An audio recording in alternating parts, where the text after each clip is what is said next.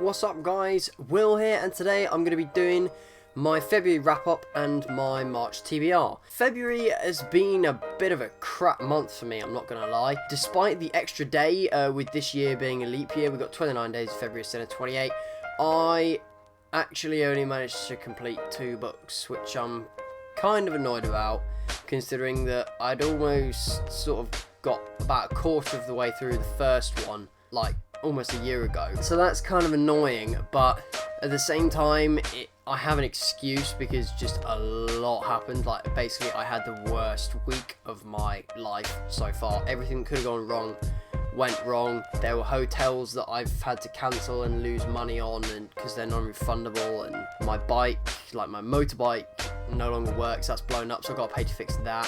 So I've had to cancel all the insurance and everything because it's unrideable. There's no point me paying it, so that's a load of hassle. We couldn't work last week, so that was crap. Basically, everything was pretty shocking, and we've had, like, as if you follow me on Bookstagram, you'll sort of know, because I haven't posted in over a week probably.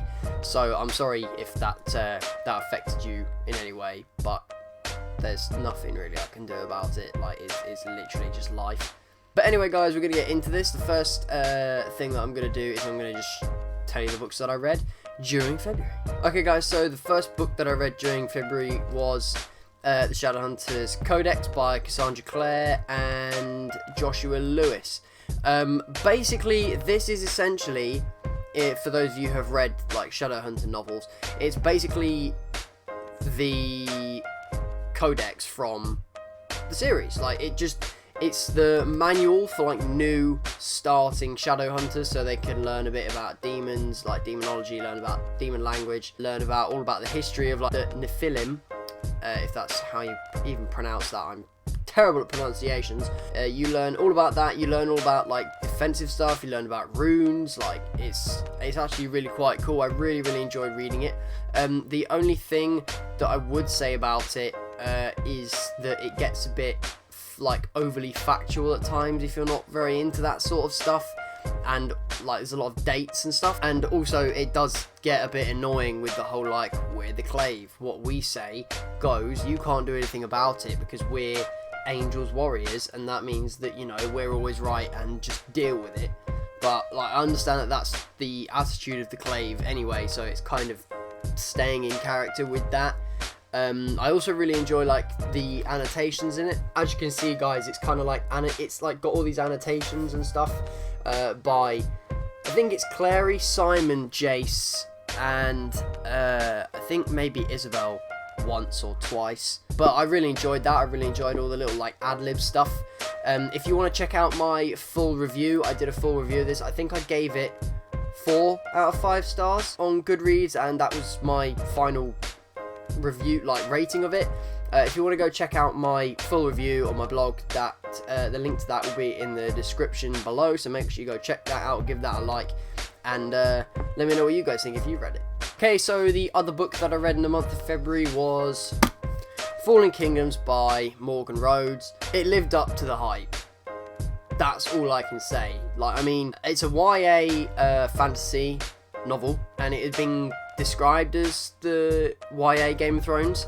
I can see a lot of similarities in the different points of view, like the whole multiple kingdoms thing, and then there's one really prosperous kingdom that everybody like kind of hates and wants to take over. There's also like a more underlying religious tone to it, so it's more about people's faith in things. Like, there's 2 warring goddesses basically.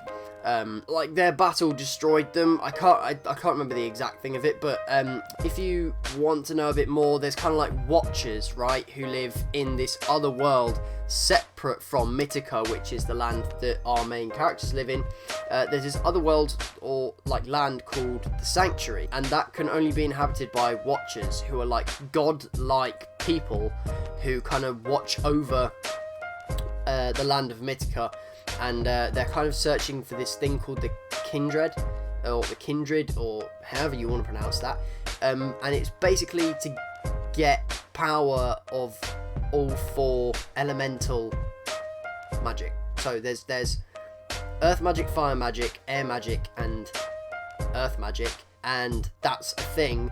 And obviously if you have the Kindred, you can sort of unite all of them together and you can be all powerful basically. That is what they're watching out for, and they're watching over our main character Cleo as well, and they're watching over another character called Lucia, who is actually pretty damn awesome and badass. But basically the Watchers, as they are, if you kind of look more into that, it's actually got connotations and allusions to Christianity, and in some way actually to the shadow world, like from like Cassandra Clare. It's kind of weird, but if you wanted to check that out, I will be doing a full review of this along with all 3 of the other ones that are out now, which is Rebel Spring, Gathering Darkness and Frozen Tides. I will be doing a review of all of them, but I'm going to do all 4 of them together because that just makes more sense to me, and then as the next one comes out I'll do that individually, because I bought them all at once, so I thought I might as well just sort of half marathon them type deal and like do it all at once. So that's how I'm going to do that. But I gave this book a 4.5 out of 5, I believe. On Goodreads I think it either shows as 4 or 5, because obviously Goodreads can't do half stars, but I do work in a half-star system, and I gave this 4 out of 5, so I was pretty chuffed with it. It lived up to the hype, and I would definitely recommend you picking it up. Okay, so unfortunately that's going to do it for the books that I read during the month of February, and now we're going to move on to the books that I plan to read in the month of March. Okay, so the first book that I plan to read in March, and that I've already started, is Rebel Spring by Morgan Rose, which is obviously the sequel or the second book in the Fallen Kingdoms series. The best way for me to tell you what this book is about is by reading the kind of semi-spoilerish thing on the back. So if you don't want to listen, then don't. If you do, then keep your volume up. Okay, guys, so on the back it says, "The road to power is paved with blood and magic. Cleo is now a prisoner in her own palace, forced to be an ambassador for Mythica as the evil King Gaius lies to her people. Magnus stands to eventually inherit the new kingdom, but is still obsessed with his feelings for his adopted sister, Lucia. Lucia is haunted by the outcome of the breathtaking display of magic that allowed her father to capture the kingdoms. Jonas watches at the palace gates, a troop of rebels behind him, waiting for him to tell them how he plans to overtake King Gaius." Obviously, if you guys didn't turn your volume down just then, that is going to be incredibly spoilery, so I apologise for that. But that's the best way for me to sum up what this book's going to be about, because it just carries on immediately. It's about the aftermath of the events that happened at the ending of the last book. Like, that's generally what sequels are. But I'm really enjoying this series so far, so I'm probably really going to enjoy this. And as I said, I will be doing a full review after I've read the first 4 in the series, but I plan to read this in March, and I should be able to do that, to be fair, I think. And guys, the second book that I want to at least get round to reading in the month of March is Lady Midnight.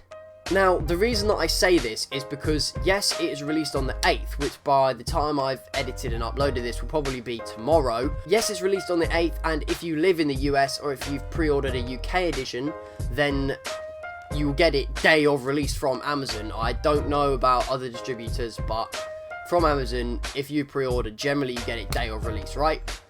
Wrong, because I, being the OCD person that I am, pre-ordered the American edition hardback, because you can't get the hardback at the moment in the UK, you can't pre-order it. So I pre-ordered the hardback edition from the US, so that's going to probably take half of March to get to me. So it's going to be released on the 8th, and then it's got to be packaged and shipped, and then get through customs, and then be delivered to me.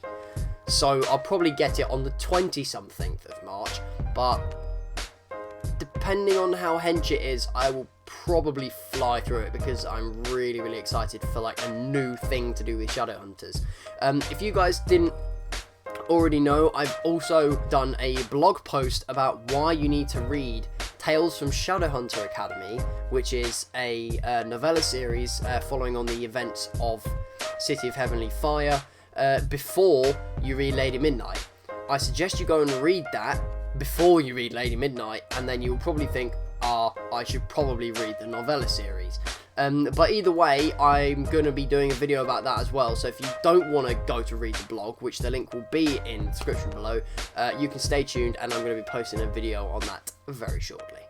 But yeah, guys, Lady Midnight is a YA urban fantasy novel by Cassandra Clare, and it's the first in the next installment from the Shadowhunter Chronicles that she's been doing, and it's the first in the Dark Artifices, I think that's how you say that. So we've had the Infernal Devices, the Mortal Instruments, then Tales from Shadowhunter Academy, which is an ebook only series, which I did do sort of a video on, kind of, and then we've got the Dark Artifices starting with Lady Midnight. The main characters in this are going to be Emma Carstairs and Julian Blackthorne. And it's going to be centered around the Los Angeles Institute. So I am so hyped for this because I love the Shadow World. I can't wait to see what happens next. Like, we've already had 2 wars, well, 2 or 3 actually. But yeah, guys, I'm so hyped for it. I can't wait to read it, and I really hope it gets here like as soon as, so I can dive in. Okay, guys, so the third and final book that I plan to read in the month of March is Six of Crows by Leigh Bardugo. As you can see, I've already put my bookmark in it. That is basically because it jumped straight to the top of my TBR pile as soon as the cover for Crooked Kingdom came out. Oh my god, it is gorgeous, and I had to make sure that I've read this before that comes out, so it jumped straight to the top. And obviously this one is beautiful as well because of the black pages. Like, it's just absolutely beautiful. But basically, this, guys, is a novel about a heist. That's about as much as I know about it. I know that it's set in the same world as the Grisha trilogy, which I haven't read, and I've also seen mixed reviews about, so I don't know if I will read it, but everyone has like rave hype reviews about this, so I've decided to read this instead of the Grisha trilogy. Don't know if that's a good move. Let me know in the comments below, but I'm really hyped to read this, and I'll definitely be doing a review for it as soon as I can. Okay, guys, that's going to do it for this video. If you did in fact enjoy the video, make sure you drop a like on it, subscribe down below so you don't miss another one of my videos and you don't miss any more of my face. Thank you very much for watching. Have a good rest of your day. See you in the next video.